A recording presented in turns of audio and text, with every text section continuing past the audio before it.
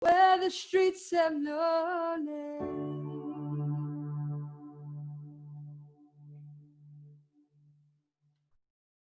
Thank you. Thank you, Brianna.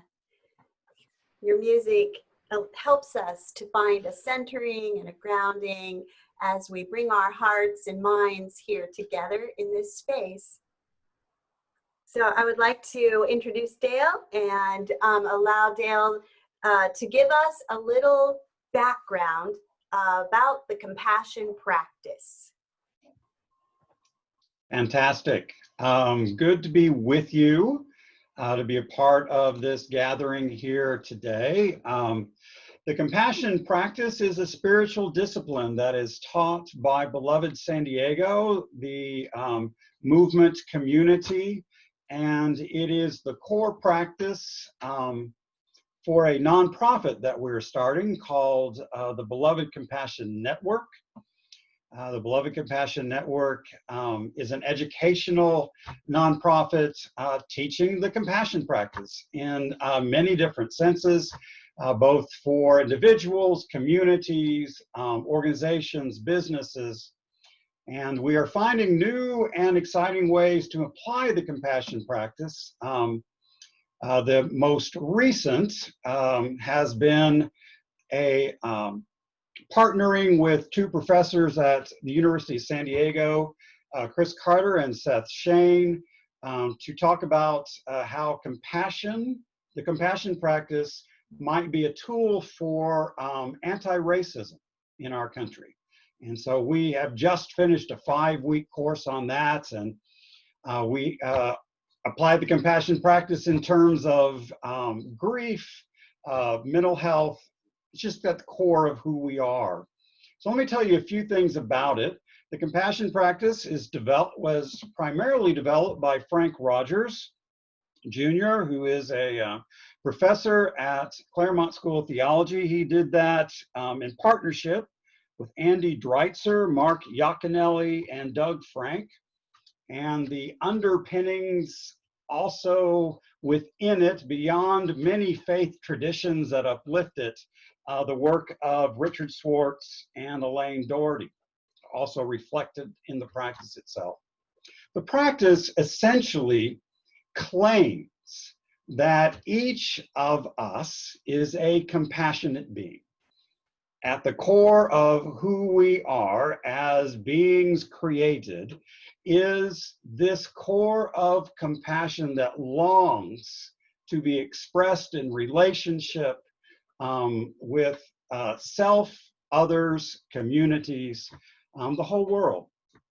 And so it is that beginning point that's so important in the midst of the compassion practice, that each of us has a compassionate core. So if you're going to go through the compassion practice, if you're going to own it, if you're going to work with it, step one is to recognize and to accept that you are a person who is worthy of compassion and capable of expressing compassion to others.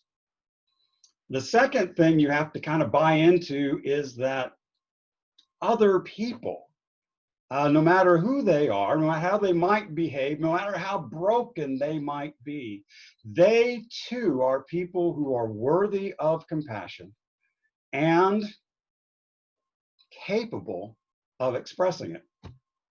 And the third piece is that our interior worlds, what we struggle with in terms of finding that compassionate core that longs to be expressed and the things that cover it up, each of us, all human beings, have that same basic architecture that we share with one another. There is this common humanity written into the practice itself. Let's see specifically, many notes, many pages. So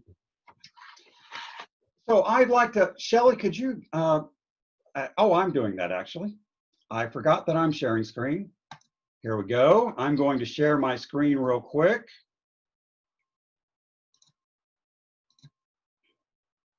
Let's see if I can pull this off. And it is there. Present. back. The compassion practice works with a very specific definition of compassion. And the definition is, we quote Frank Rogers. I'm not sure actually how he brought it all together, but this is the definition. Compassion is being moved in one's depths by the pain or bliss of another and responding in ways that intend to ease their suffering and promote their flourishing. What's unique about this definition are a couple things. First of all, it's not just about pain and suffering, it's also about bliss, recognizing that part of compassion is not just suffering with, but celebrating with people. And the other thing that's unique is that compassion is not complete until it is both felt and acted upon. Must respond in ways that intend to ease another's suffering or to promote their flourishing. And the compassion practice exists in a 4-step process. The first step is to catch your breath, to get grounded. This is at the core of almost all spiritual traditions, that we link with our breath, that we link with our core, that we link with God, the universe, the earth itself, but that until we are grounded, we can't move forward. And we all know that we live in an ungrounded state much of the day and much of our life. And the compassion practice, as all spiritual practices, invites us to get grounded, to find a center so that we can, instead of being reactive, we can choose a response not based in reactivity to a situation. The second step in the compassion practice is to take your pulse. That essentially means to cultivate compassion for yourself. The compassion practice is very clear that cultivating compassion for yourself is a prerequisite to being able to cultivate compassion for another. And for many people that work within the compassion practice, this is the most difficult step. We're not used to the idea that a spiritual discipline would call you to have compassion for yourself and teach you how to do that. Once that compassion for self is found, the next step is to cultivate compassion for another. And one of the interesting pieces of the compassion practice is that if you find yourself not having anything within you that even has curiosity about how you might be compassionate for this other, you're invited to take what is called a U-turn, which is to say that your reactivity toward this person, your challenged state of being able to even begin a compassionate response to this other person probably has more to do with you than it does with them. They have become a mirror of your own pain and suffering, and it's important to go back and tend to that so that you are better able to tend to the other person. And once those 3 steps have been achieved, then you decide what to do. You discern what a compassionate action might be. Now, in step 2 and 3, there's this word pulse, take the pulse. That actually is an anagram for these 5 steps.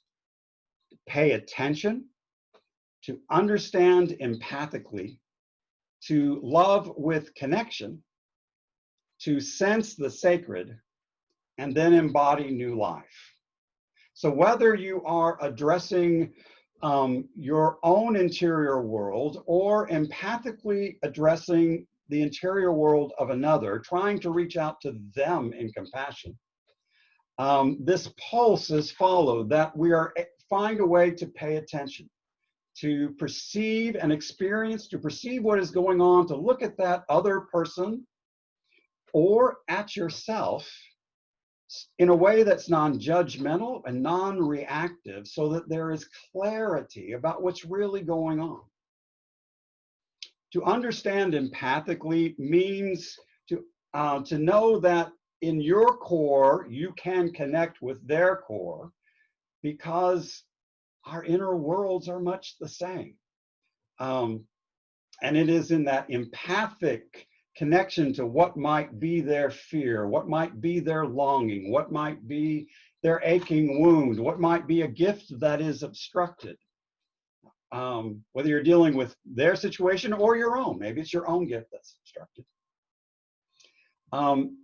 From there, having had that empathic understanding, you're called to love, to find within your being, to connect with that core of your being that wants to embrace yourself or the other as a parent embraces a young child who is in pain.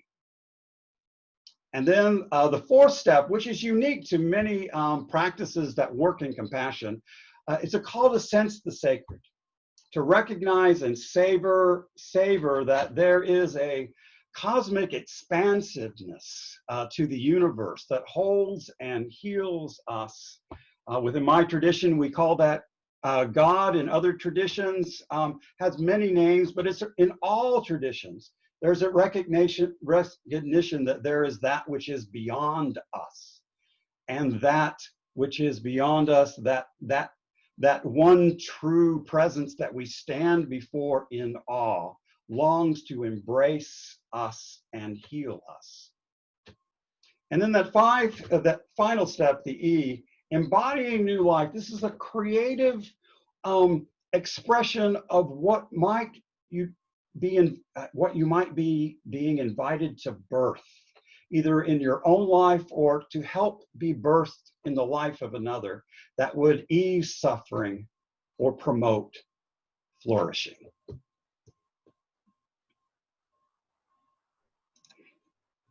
I imagine that I'm through my time. That was a great brief introduction, at least a swift overview to give you all a bit of a background to what all is going on before we get to the question of the night, which is, how do we embrace and embody compassionate action in a turbulent time such as that which we are in at this time? So with all of those thoughts, whatever you might be already considering, let us invite Brianna to sing for us. And with this musical refreshment and moment, I invite everyone to ponder what it is already that you're being invited to consider and open up to. Brianna? So this song is an original song, and it is called Left You Behind. And the basic premise of the story is I wrote it about a family being separated at the border.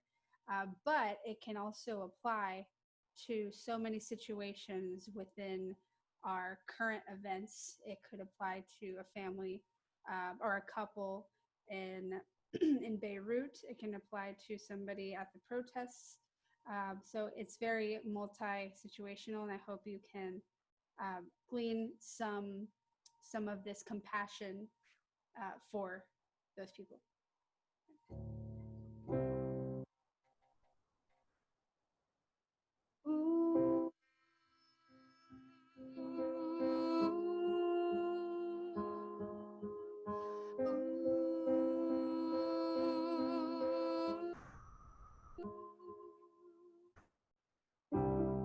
Oh, love, oh, we'll run. Just take my hand. We've only got the clothes on our backs.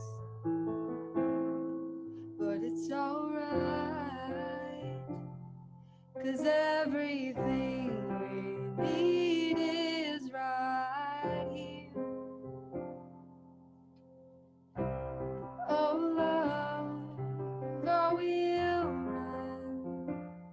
Just take my hand through the fields of silver and gold, through all the noise, 'cause all I hear and see now is you. Flashing lights I can see in the heat of the day, fire and poison cloud my eyes and they took you away from me. Flashing lights I can see in the heat of the day, sea of faces cloud my mind and I left you behind. Your love, it's begun. I need your hands to build a life we promised ourselves. All I need, all I need and desire is you, you.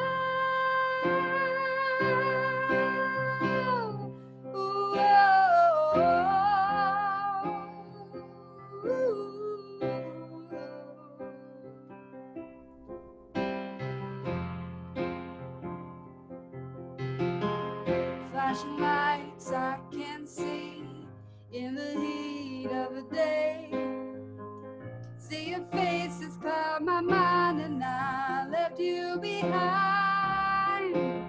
Red skies I can see in the heat of the day, fire and poison cloud my eyes and I left you behind.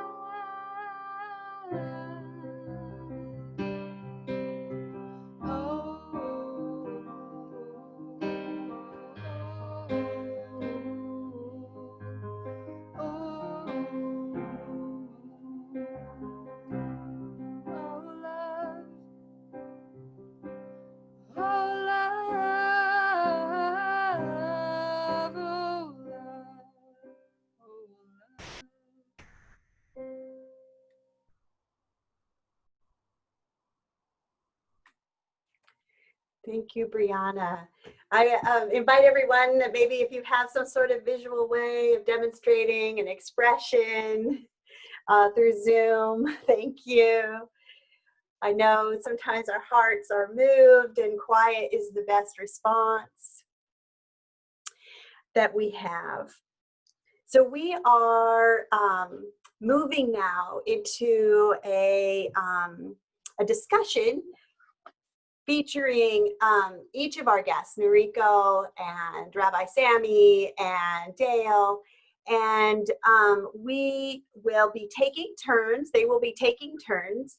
I will present a question and give them each just a few minutes, 4 minutes or so, to give their response, and we'll move through a series of about 3 questions.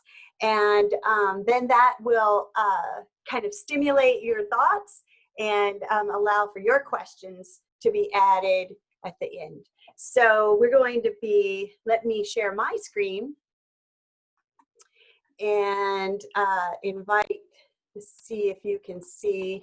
Whoop. Yes, okay. We are moving here. This is our first question.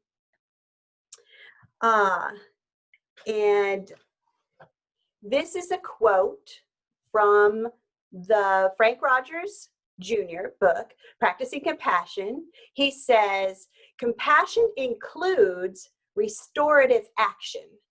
Without it, compassion degenerates into sentimentality, feeling bad for others' pain, but ultimately abandoning them to fend for themselves. So the question for our panelists, this is, and we'll begin with Noriko and then Sammy, and then Dale. How does your wisdom or faith tradition talk about the importance of putting compassion into action? Noriko. Well, thank you so much. And thank you, first of all, Shelley, for inviting me to this wonderful event. So my personal practice is Buddhism. I belong to Jodo Shinshu Temple, Buddhist Temple of San Diego. Jodo Shinshu is a type of Pure Land Buddhism that came from Japan. So I will be talking about Buddhism and Buddhist perspectives on compassion in action today, but I'd like to clarify my location at first, because whenever I participate in talks like this, it makes me kind of nervous, thinking, am I representing all the Buddhists in the world? Which is impossible. So I'd like to start by saying that what I will be sharing today is based on my experience and my perspectives on Buddhism and Buddhist response to compassion in action. Also, as a chaplain, I am interfaith. All of my education and training for chaplaincy is interfaith setting. So I'm heavily influenced by that identity. I'm also an immigrant, first generation immigrant to this country, and I'm a minority in many different ways. So this sometimes makes it difficult for me to voice my opinion on certain issues.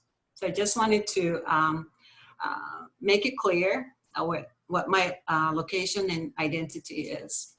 Having said that, I believe my faith tradition informs me that compassion should be included in everything we do. In Buddhist tradition, we have what's called metta practice. Metta means loving kindness. A part of the practice is to say, may all beings be happy and well. May no harm or difficulties come to them. May they live in peace and harmony. Then we say, may I be happy and well. And then we expand it to my family, my teachers, friends, strangers, and even our enemies. I think this is a very compassionate thing to say, wishing happiness to all beings. And when we say beings, we include all the sentient beings, so not only humans. Another compassionate action that I draw from my faith tradition and my chaplaincy is listening. Listening is a big part of Jodo Shinshu practice. It's about listening to the Dharma, which is the teaching, and listening to Amida Buddha.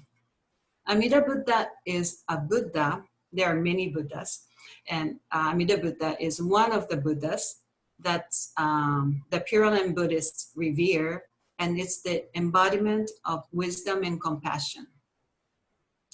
As a chaplain, listening is the huge part of what I do. Some people expect me to teach or preach, but that's not what I do. I provide my presence and listen. Action is actually something that I grapple with as a chaplain, thinking I need to do something to help others. But again, that's not what I do. It's the ministry of presence.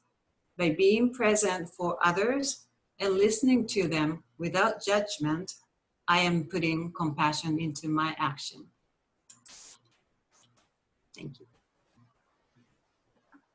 Thank you.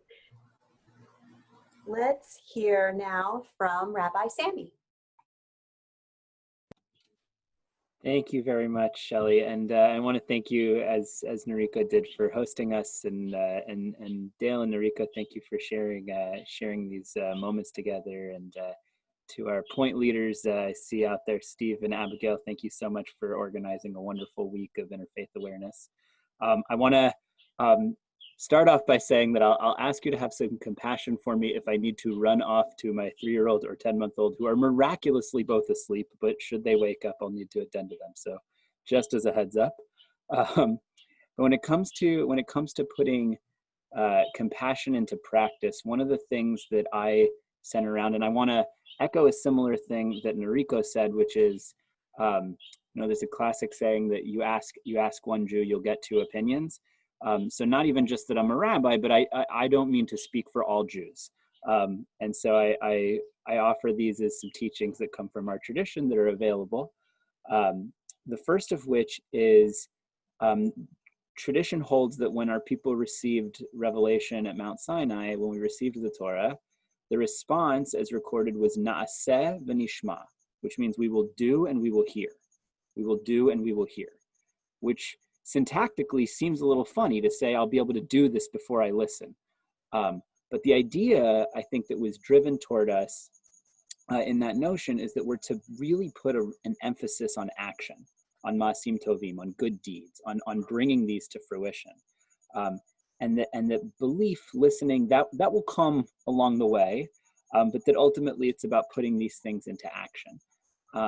And it speaks really to one of the things that Rogers wrote about when he talks about how this abundance of compassion must go far beyond sentiment, right? It must actually be put into action, right? And so within Judaism, we have almost anything that you do in life can be according to the mitzvot, according to commandments. And there's an expression within Judaism that mitzvah goreret mitzvah, avara goreret avara, which is to say a commandment or a deed done well will lead to other deeds done well, and a transgression committed will lead to other transgressions, right? It's sort of a slippery slope in either direction. So when it comes to putting these acts of compassion actually into practice, as Jews, we are obligated into these behaviors.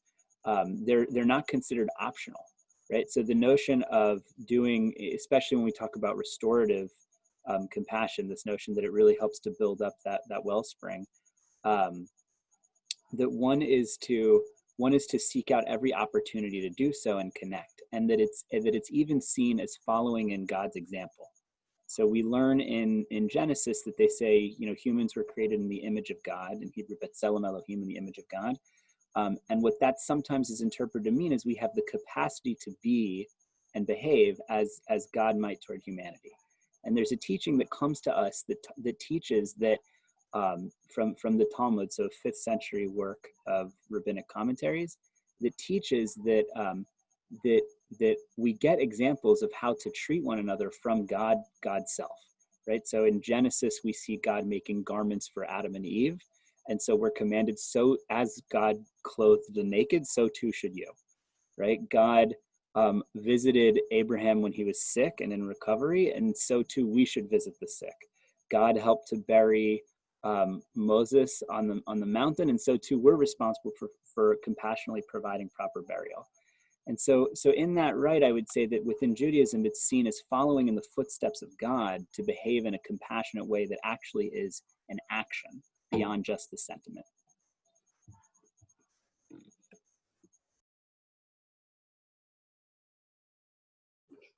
Thank you, Sammy. And Dale, from the Christian perspective, would you please share how your faith tradition or wisdom teachings speak to this concept of sentimentality versus compassion? I will echo what Noriko and Sammy said, in that I do not speak for all Christians. In fact, I finished my message on Sunday with the words, "Then again, that's just my perspective." And that's just the reality of what it is, I think, to be in a world religion. There is such variety because the world is filled with such a variety. I'm from the kind of the progressive wing of the Christian tradition.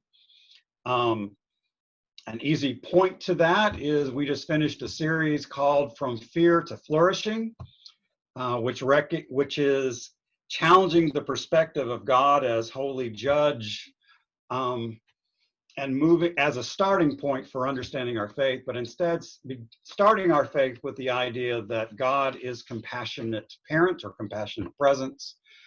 So Sammy, Proverbs 9:10, I was saying, maybe fear is the beginning of wisdom. Maybe that's better translated as awe is the beginning of wisdom. So I come from that wing, and from within that tradition, I point to the Gospels. From my perspective, the teachings and the life of Jesus are grounded in compassion.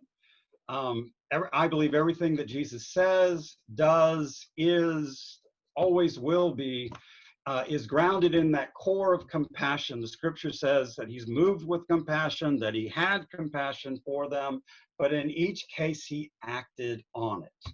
He would teach, he would feed, he would heal, he would uplift, he would forgive. These actions are part of the Jesus narrative that tells Christians who they are. At the Last Supper, Jesus models servanthood as the true measure of discipleship by washing the disciples' feet. And in that parable that I really struggle with, but everybody seems to know, the parable of the judgment of the nations, Jesus separates the sheep from the goats in terms of their actions, not their beliefs, not their feelings, but how have they enacted their faith, how have they cared for others. The text says, "For I was hungry and you gave me food." Sound familiar, Sammy? "I was thirsty and you gave me something to drink. I was a stranger and you welcomed me. I was naked and you gave me clothing. I was sick and you took care of me. I was in prison and you visited me." This statement, not just to individuals, but to communities, faith communities, nations, that we understand ourselves as people of faith as we put our compassion into action. And if it's not action, not put into action, it may be empathy. And that's an important step. But it doesn't become compassion until it is enacted. And I think you see that in the life and teachings of Jesus, the life and ministry of the disciples who become apostles, building a new church. And I think at our best, you see that within contemporary Christians. And I know that when we're putting compassion into action, that's what truly feeds our souls and gives us motivation and energy to continue to work for health and wholeness for all people.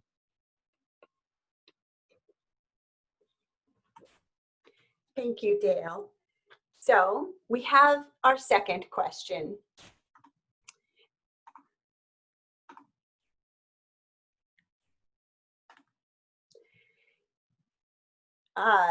In his book, Practicing Compassion, in chapter 5, Frank Rogers identifies these 6 different ways for embodying compassion. So he says there is generosity, so offering resources to ease others' suffering. Service, that is caring directly for the immediate needs of those who are suffering. Witness, that is bearing witness of the plight of those who suffer. Solidarity, he separates out as sharing the plight of those whose suffering eludes short-term remedies. Empowerment, Rogers says, is the difference between bringing fish to the hungry and teaching them how to fish, is another way to embody compassion. And finally, justice is a 6th and distinct way of embodying compassion, politically configured, transforming social structures. So with these 6 in mind, how are these reflected in your faith tradition? Given the current reality in which we're living, can you give a concrete example of how how a person of faith or a community of faith might demonstrate or embody these? And because there are 6, we've teamed up here or split things out, And we'll start with Dale to talk about generosity and service, and Rabbi Sammy to talk about witness and solidarity, and Norika will share about empowerment and justice. So Dale, let's start with you. I don't know if I am lucky or not so lucky that I got the two, generosity and service, that most people think of when they consider putting compassion into action. These are kind of the thoughts that we default to, and Sammy and Noriko get to look at some more creative, out-of-the-box ways of thinking about putting compassion into action. But in terms of generosity from the perspective of the Christian faith, certainly generosity can be expressed in terms of time, energy, and money. But the reality is that Jesus, the one that we claim, the one whom we follow, Jesus has more to say about money than any other subject in the Gospels. And honestly, it's not even close. Probably the two teachings that from Jesus about money that most people know, both inside and outside the Christian community. The first one is, it's easier for a camel to go through the eye of a needle than for someone who is rich to enter the kingdom of God. And the second, no one can serve two masters, for a slave will either hate the one and love the other, or to be devoted to the one and despise the other. You cannot serve God and wealth. Jesus knew the allure of wealth and how acquiring it and then protecting it can become a religion of its own. A false God demanding ultimate loyalty, a God worshipped before the God that Jesus embodies, acquiring it and protecting it. You know, my experience in working with a wide variety of churches in many socioeconomic situations, my experience is the wealthier we are, the more afraid we are of losing it all. Not just a little bit, of losing it all. So we become very insecure and we tend to hoard rather than share the abundance that we've been given. So generosity is one of the things that Jesus is pulling us toward, because from Jesus' perspective, it is an expression of spiritual freedom. It's a way of putting things back in order, that God is first, and that wealth, whether that wealth be time, energy, or money, is a tool for carrying out God's purposes. Now, a concrete example, certainly giving a one-time gift to some person or group that's been affected by or working to ease the suffering caused by COVID-19 or by systemic racism. It is more impactful both to the cause and you are supporting and to you personally if you give a percentage of your income each month. Ouch, ouch. People are saying, what, ongoing? I don't know. But it's good to remember that even small gifts matter. Small gifts of time, energy, and money, but everybody can give something. If you believe you cannot give anything to a cause that you truly believe is improving, transforming, or even saving lives, then from the perspective of Jesus, you have chosen to serve wealth rather than God. The other one that I was given was service, and quite honestly, I've already pretty much talked about it. Jesus who put things into action, Jesus who separated the sheep from the goats based upon how they served others, Jesus who said that the true model of discipleship is becoming a servant to all. A concrete example that I would share within our given situation might be as an individual or as a community helping to distribute breakfast and lunches to children who normally would be receiving free breakfast and free lunch from their schools. We're in this distance learning. They're not in the school building. They're not there to receive that nutrition they need for life. And certainly we as individuals and communities could become a part of that process of making sure that that nourishment makes it to the children who are really in suffering and food scarcity, and in many ways starving in our own community. So that's one concrete example. Thank you, Dale. Rabbi Sammy. Thank you. Thank you. Beautiful words, Dale. Thank you. I want to start off by quoting, in response to, since my topics are witness and solidarity, I want to quote Rabbi Abraham Joshua Heschel, who was very much involved in the civil rights movement of the 1960s. And he's, there are photos of him marching arm in arm with Dr. Martin Luther King. And among many of the brilliant things that he said, one of them, well, I'll give two of them, but one of them is, in a free society, only some may be guilty, but all are responsible. And only some may be guilty, but all are responsible, right? And in a sense, for me, what this can be rooted in our sources comes from the book of Leviticus, chapter 19, verse 16, the second half of which says, Lo ta'amod al dam re'echa, do not stand by the blood of your fellow or your companion. And as is always the case within Jewish text, there are at least 1,001 different ways to interpret it. And so two of those ways that come from this text, some of our interpreters comment, because the phrasing is kind of weird in the Hebrew. Lo ta'amod al dam re'echa would literally be, don't stand on the blood of your fellow or your neighbor, which sounds a little bit odd. And so some say, well, what this is really getting at is one ought not be passive. One should take action to try to prevent the death or the blood of your neighbor. And this expands beyond just a case of taking of life, but what that means to support life.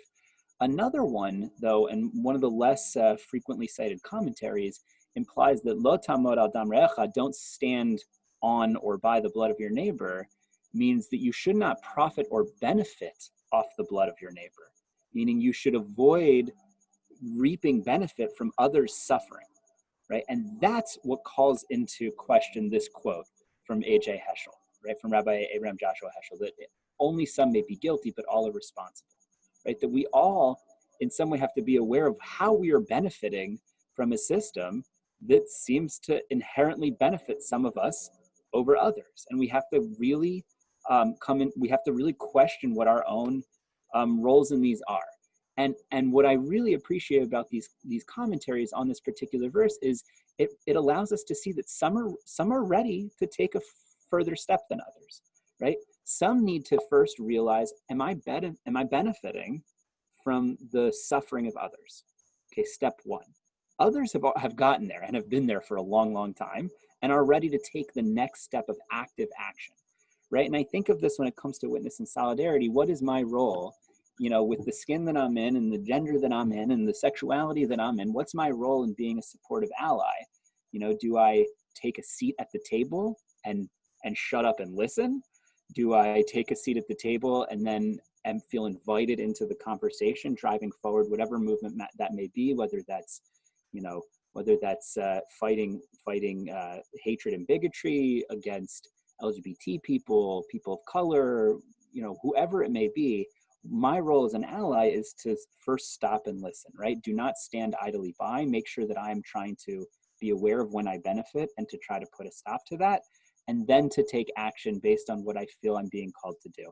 And finally, the quote that I want to leave out of this with witness and solidarity bringing this together is another one by Rabbi Abraham Joshua Heschel, that he spoke of marching with Dr. King. He said, that day I was praying with my feet, right? That his prayer was his action.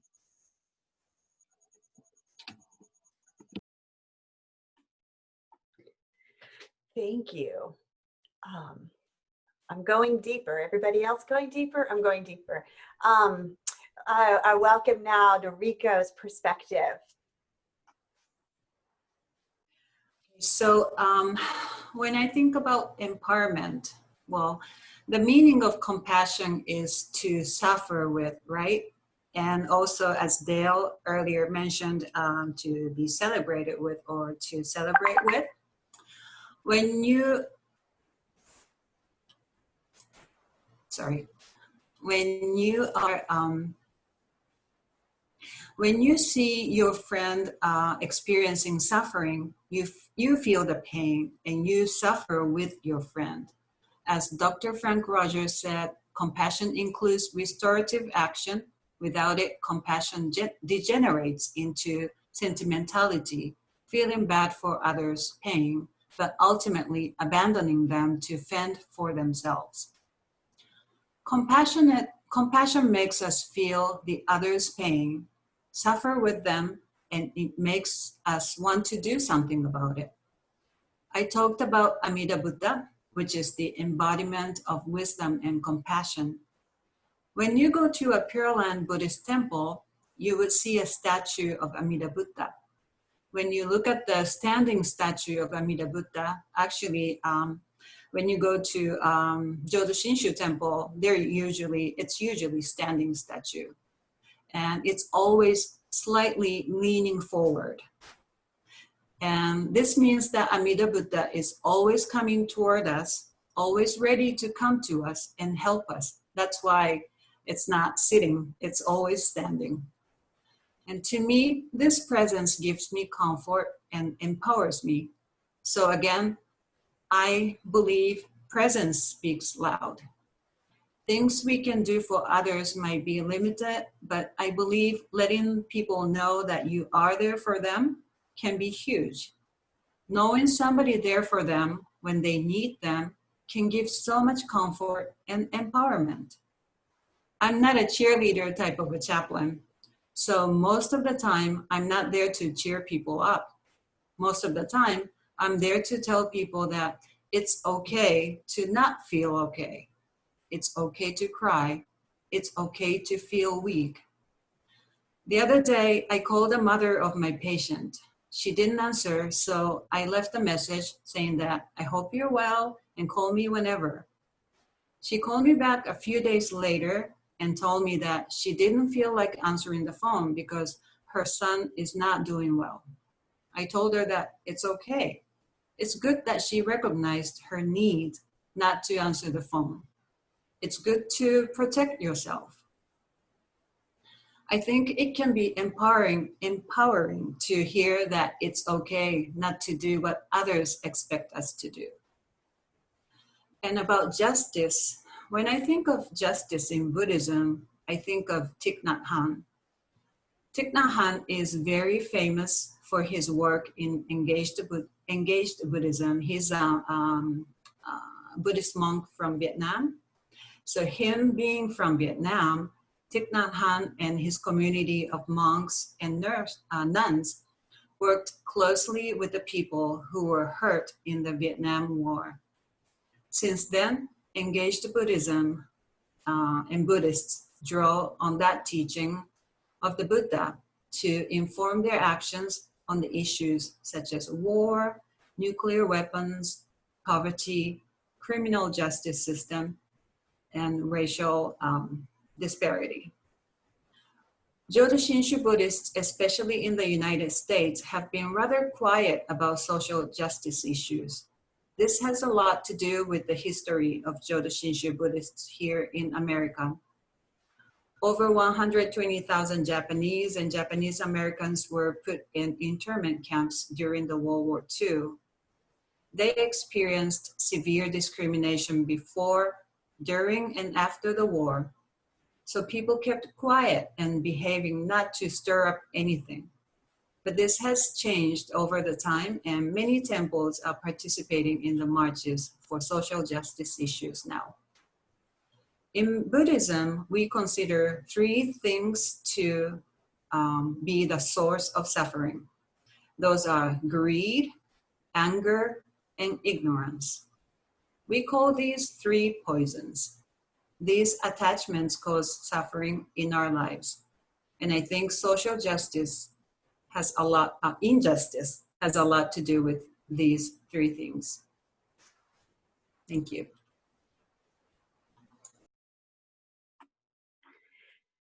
Thank you.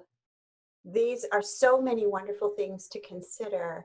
We have one more question, and I know that the presenters have prepared to share on this last piece, which I think is key to so much of what can be challenging in identifying how to choose and discern an action and define it as compassionate. What do I do, and how do I know if what I'm doing is indeed compassionate?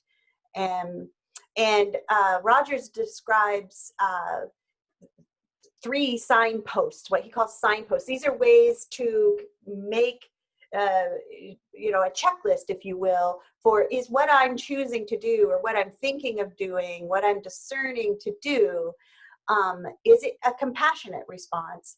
And he identifies these 3 characteristics, and indeed provides a 4th one. If time allows, I'll share that one. Compassionate action is well-grounded, always. Compassionate action always promotes and preserves the flourishing of our own humanity. And compassionate action promotes and preserves the flourishing of others. So if you're deciding and trying to discern what do I do in this turbulent situation, these are some markers for you to consider if what you know, how to move forward and what to do. Is it, am I choosing something that's compassionate?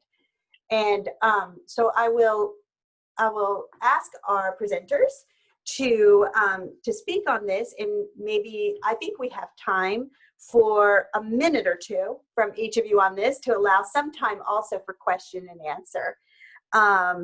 Let's see, we were going to start with Noriko. Compassionate action is well-grounded.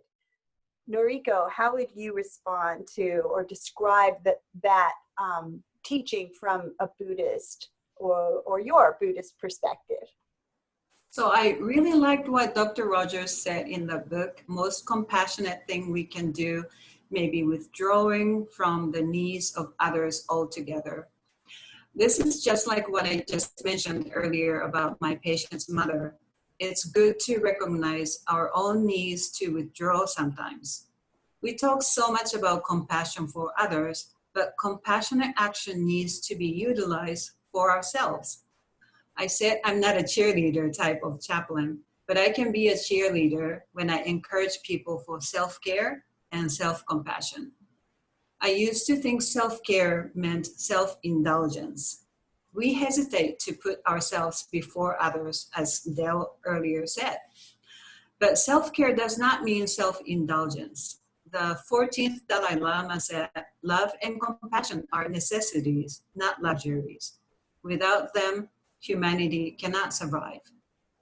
We need love and compassion to survive, especially when we want to care for others. We need to care for ourselves first. Otherwise, we would be no good for anything. I truly understood this when I was training in the what's called Community Emergency Response Team to become a volunteer in disaster situations. At the end of the 2 full days of training, we had a mock disaster exercise. We went into buildings and rescued people who were stuck in a disaster like fire.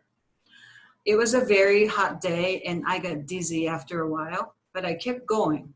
When our trainer, who's a firefighter, when he found that I was feeling sick, I got scolded. He said, if you don't take a break and feel better, you'll be another person we need to rescue. Then I realized that I really need to be in the best condition in order to care for others. Being compassionate only for others would not be well-grounded. We need to be compassionate for ourselves too. Thank you. Thank you. That certainly leads us right into the second criteria. Compassionate action promotes and preserves the flourishing of our own humanity. Dale, what would you add? Well, you know, it's been our experience as we've taught the compassion practice that people who are new to this practice are actually befuddled. If you like that word, I like the word befuddled. When we teach that self-compassion is a Christian value, that it is a Jewish value, that it is a Buddhist value, that within the spiritual traditions, self-compassion is important. And people come to us and they make it clear that they've been taught by the culture, or they've come to believe that self-compassion is selfish or morally questionable. They come to us having been taught by their faith tradition, and Christians, y'all are the biggest ones who will say this, have been taught or believe that self-compassion is a sin. And we have people who have come to us and have just never considered the possibility that part of caring for others would be caring for yourself. Jesus, when asked about the greatest commandment, first dove right into the Shema, you shall love the Lord your God with all your heart and your soul and with your mind. This is the greatest and first commandment. And then he said, the second is like it, you shall love your neighbor as yourself. You're going to love your neighbor as yourself. It assumes that you love yourself. It requires that you know how to love yourself. And learning to love others first entails learning to love ourselves. At one point in the book, I don't know exactly where it is, Frank Rogers talks about self-compassion is something that's greatly needed in our world. And how we treat ourselves should be the measure by which we treat others. And we've set the bar awfully low.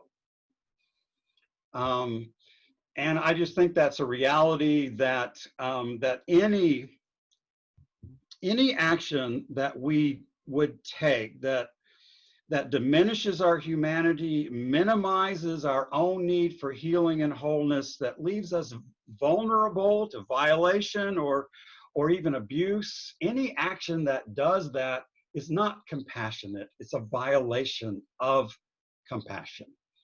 To be compassionate for another does not mean taking the high road and being demeaned, injured, abused. That is anti-compassion. That's what I would say. Thank you, Dale. And Rabbi Sammy, please share from your perspective about how compassionate action is notably promotes and preserves the flourishing of others. Sure. Thank you, Shelley. And I'll say that I have the blessing to be able to go third here, because I kind of want to tie these together by quoting, similar to Dale quoting Jesus, referencing the Shema Ve'ahavta and Leviticus as love your neighbor as yourself. There was another really great first century rabbi who also said that one of the fundamental principles of the Torah was love your neighbor as yourself. When Hillel was asked, what's the quintessential teaching of the Torah? He said, love your neighbor as yourself. The rest is all commentary. Now go study the commentary. Right? So I want to quote a different quote that Hillel also said, that's written in Pirkei Avot, which loosely translates to the ethics of our ancestors. It comes from a source that was finally written around the 3rd century, but was a series of conversations going on for about 200 to 400 years. And I want to read the Hebrew of it, because even just the sounds, even if you don't understand the language, has a very poetic sort of musical quality to it. So Hillel the Elder would say, Im ein ani li mi li, u'kshe'ani le'atzmi ma ani. Ve'im lo achshav ematai. And so that's to say, this is from Pirkei Avot 114. Hillel would say, if I'm not for myself, who am I for? Or sorry, if I'm not for myself, who will be for me? And if I'm only for myself, what am I? Right? If I'm not for myself, who will be for me? And if I'm only for myself, what am I? Right? That I need to be able to express this compassion in multifaceted ways in different directions to individuals. But then to ground it, right? To bring it back to that compassion and action is well grounded. The final phrase, "Ve'im lo achshav ematai." If not now, when? If not now, when? That is a call to action. That is to say that one should have compassion for myself. I should make sure that I'm expressing compassion for others. And now it's like, now is too late. Like, it needs to happen now. And so I want to leave us with that.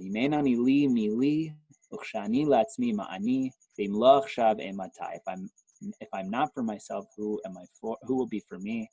When I'm only for myself, what am I? And if not now, when?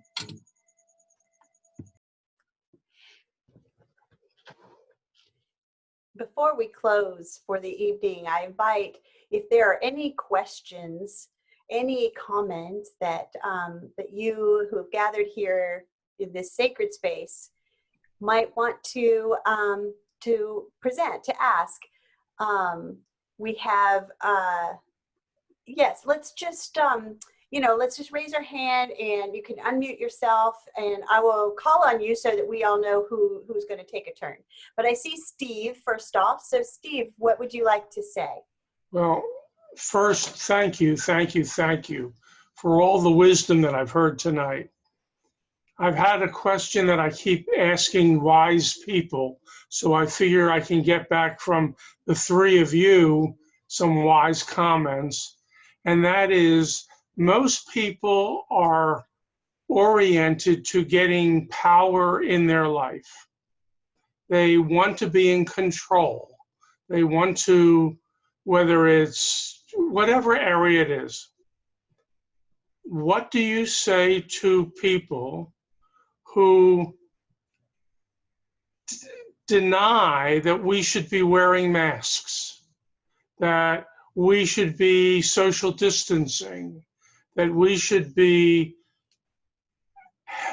compassionate to all the people around us? And I leave it to the wisdom people to give an answer. God bless. I'm happy to jump on it if you'd like. There you go. I can't help but think of, I don't remember the source for it, but the story of a wealthy king who people come to, he has flocks and he has servants and he owns so much land, and people come to him and say, there are people in your kingdom that are impoverished, that aren't eating, that don't have a home, and you have all this. What are you doing? And he says, well, that's not my problem. That's not my problem. Right? So fine, it keeps going. Every time someone comes to him, you wouldn't even notice the number of sheep that you'd be missing to feed this entire village over here in your kingdom.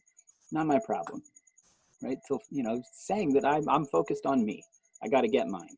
Right? And finally he takes a ride in a ship. He's going to be going off on sort of a, early medieval version of a pleasure cruise. And the owner of the ship is sitting on his seat, in his own seat, and takes out a sort of like a screw kind of deal. I'm not very good with tools. And he proceeds to drill a hole under his own seat. And the king says, what are you doing? He says, well, I'm just drilling a hole in my seat. Right? I'm just drilling a hole in my seat. It's not my problem. Right? It's not my problem if the rest of you have a problem with this. I'm just drilling a hole in my seat. The king says, but if you drill a hole in your seat, we're all going to drown. Right? And that's when, I love it. Right? And so that, to me, that's the equivalent of, it's not my problem. It's my liberty you're infringing upon, or whatever other argument someone wants to make, right? It's our collective problem. It's just really difficult, and I'm sympathetic to our culture, who are used to individual autonomy and the sovereign individual and rugged individualism and all that. And at the same time, like, we're all supposed to be in this boat together. And as soon as someone starts to drill a hole in their boat, it's not that different from wearing the mask below the nose. Thank you, Sammy. I'm going to steal that from you. Please, it's not mine, so go for it. Please, thank you for the question. Other questions?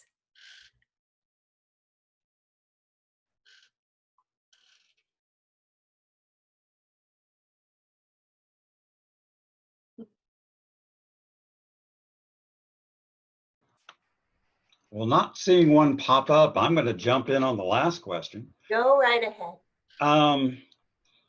Steve, Sammy is certainly right on the point here. He is on point here.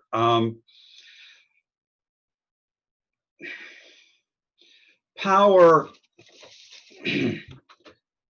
I think power and control are myths, and they're American myths, and they're grounded in this rugged individuality. And it's been throughout time for sure, people trying to maintain control, but this individuality, this individual power, I experience as an American myth and as an American God that is completely out of proportion. And power only happens as a factor of community from a religious perspective. And I don't hear that much when people are talking about, Sammy says, they're not thinking community, they're thinking themselves. It's this kind of thinking that I hear from my own Christian brothers and sisters, pastors, who want themselves declared essential workers. It's this kind of thinking that I hear when people are saying, it's a free country. That means I can do whatever I want and get whatever I want whenever I choose. And really I heard somebody say this a couple of weeks ago, the freedom they want is freedom from caring about the good of others.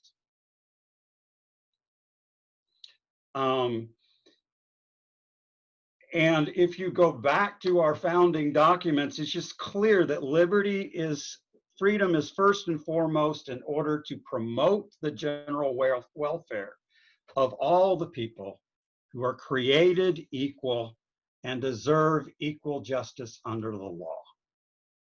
Freedom is not freedom from caring about the good of others. Yeah.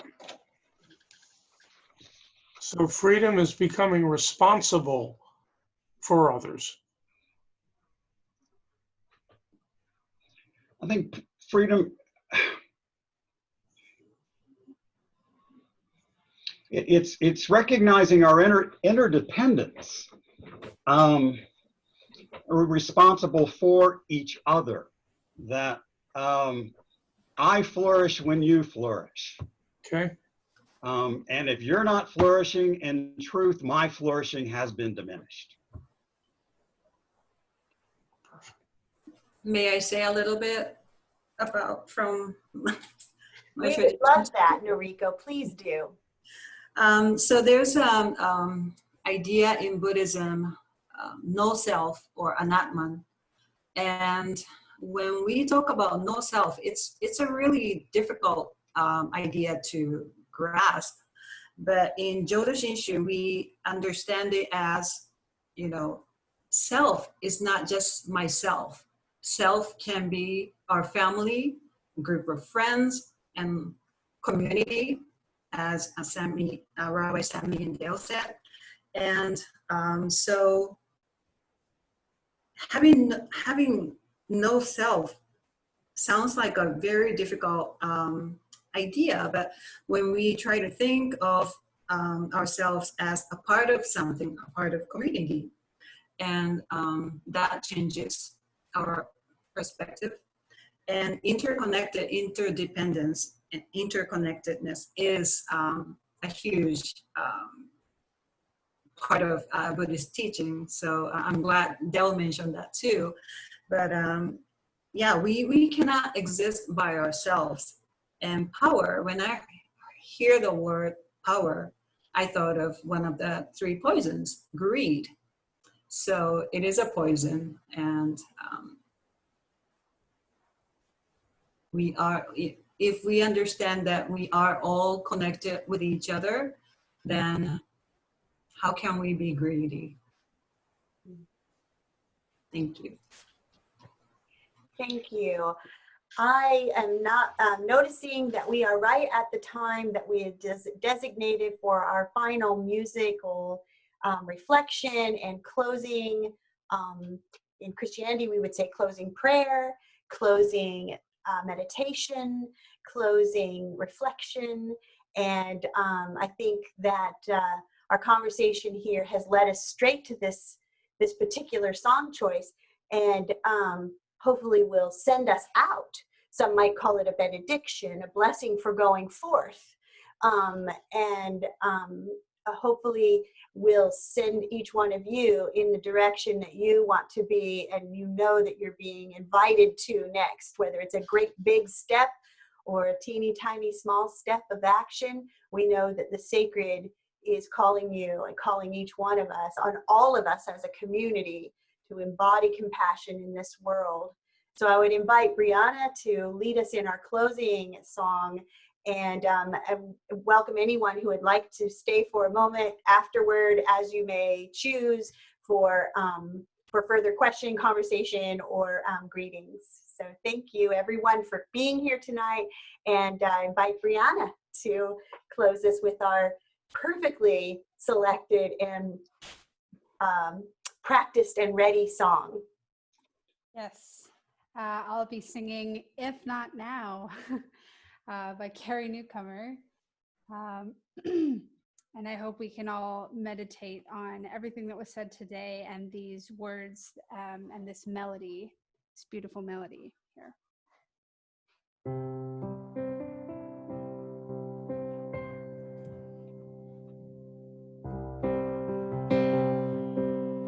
If not now, tell me when.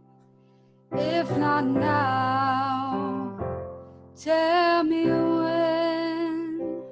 We may never see this moment or time again. If not now, if not now, tell me when.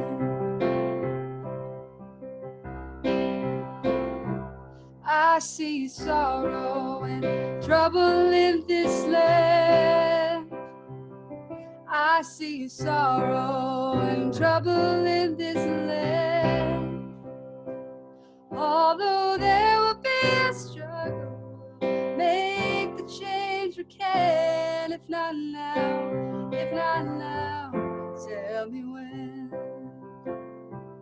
I may never see the promised land. I may never see the promised land. Yet we'll take the journey and we'll walk it hand in hand. If not now, if not now, tell me when.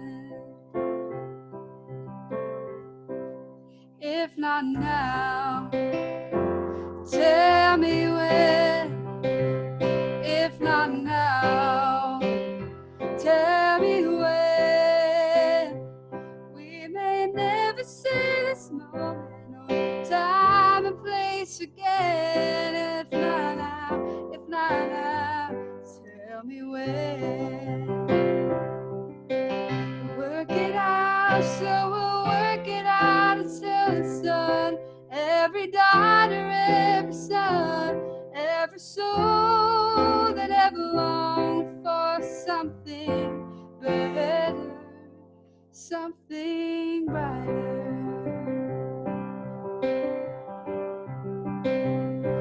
It will take a change of heart to mend. It will take a change of heart for this to mend.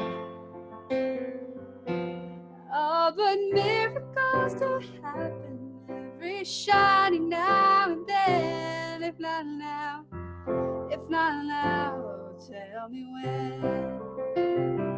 If not now, tell me when. If not now, then tell me when. But miracles still happen every shining now and then. If not now, if If not now, tell me when. If not now, tell me when. If not now, tell me when. Ooh, there are miracles to happen every shining now and then. If not now, if not now, tell me when. If not now, tell me when.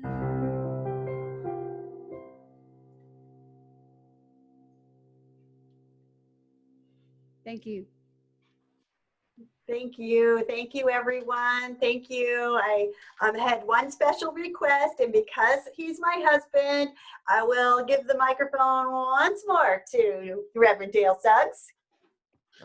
Hey, Steve and all, I'm a little frustrated with a word that I use in my answer to your question, Steve, and it's the word myth. It's not the right word because it's too badly used in culture. The right word might be idol. I think we are so influenced by this. Is it Descartes who said, "I think, therefore I am"? Is that right? And power is about I control, therefore I am. Or I own someone, therefore I am. And there is a word in Afrikaans or Swahili, I don't know. I see Yanni Davis's picture down at the bottom. She's our associate minister. She knows this word better than I do. It comes from Africa. It's a word, Ubuntu. And it simply means I am because we are. I think that speaks to the heart of the dream of who the United States wants to be. Mm-hmm.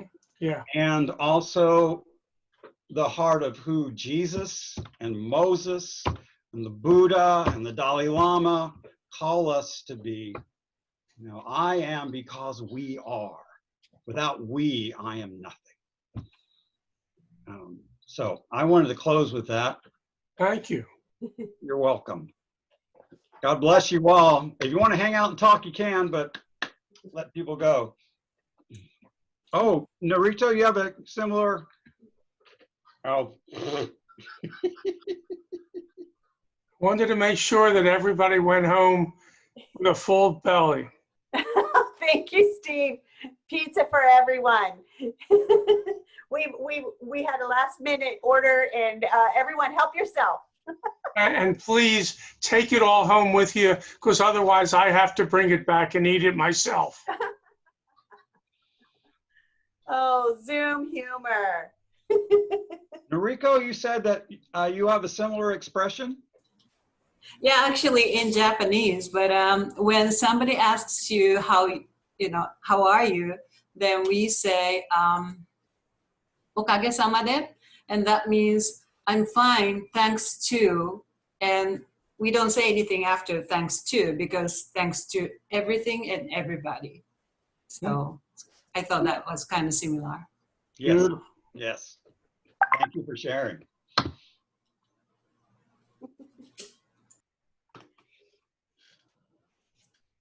Thank you, everybody. Love the evening. Thank Thank you. you. Here.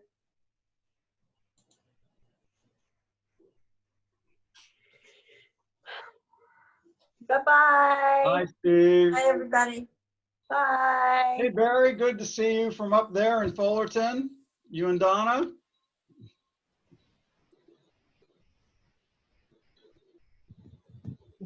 Thank you for being here, Wendy. Jan, good to see you. Glad you're here.